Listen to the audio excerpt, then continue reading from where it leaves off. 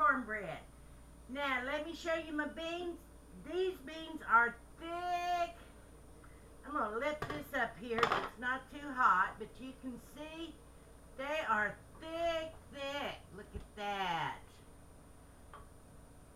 Super thick, wonderful. They have ham hock in them, but look at that juice. Look how thick that juice is. Now, to make a really great pot of beans, thick like this, here's what Granny does.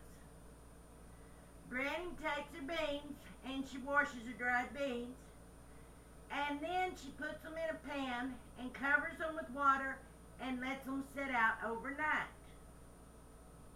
Then the next day, Granny will put those beans and put some more water in her crock pot, and she'll put 3 ham hocks in there. Now, I like the smoked ham hocks.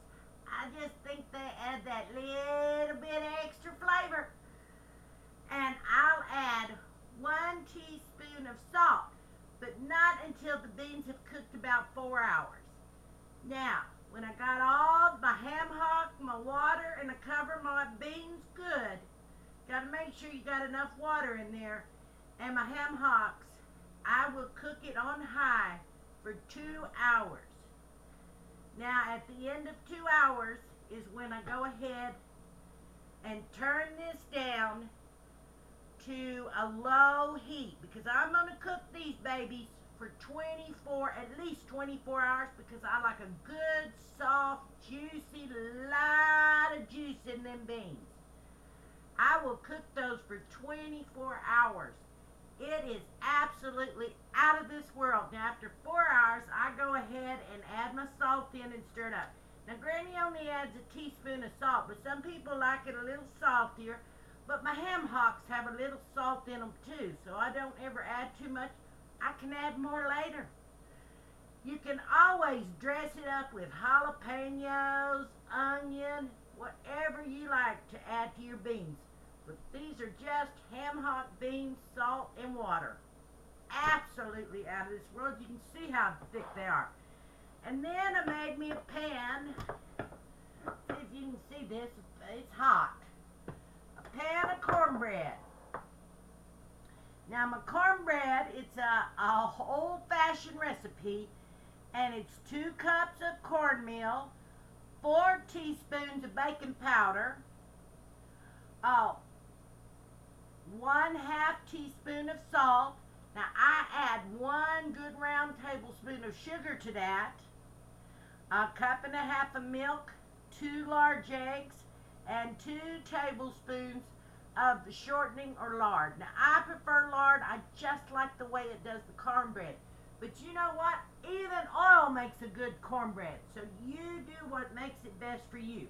Now, when I stir my cornbread, I heat my oven to 425, and I'm using an 8-inch pan.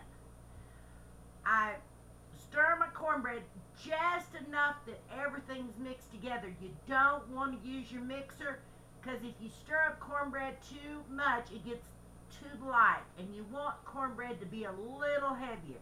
You want to be able to crumble that up and pour those beans on top, little bit of chow, some chopped onion. Oh, Lord!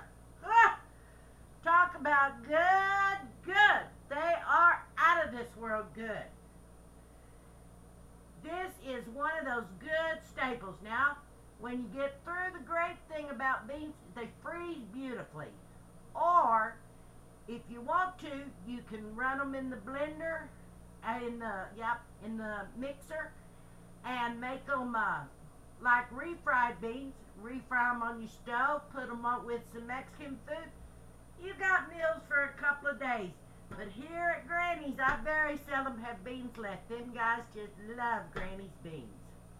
Well, I'm so glad you joined Granny this week. And remember, pray to your Savior, Jesus Christ. God bless every one of you, and I'll see you next week. Paul, beans are ready. Everybody here yet?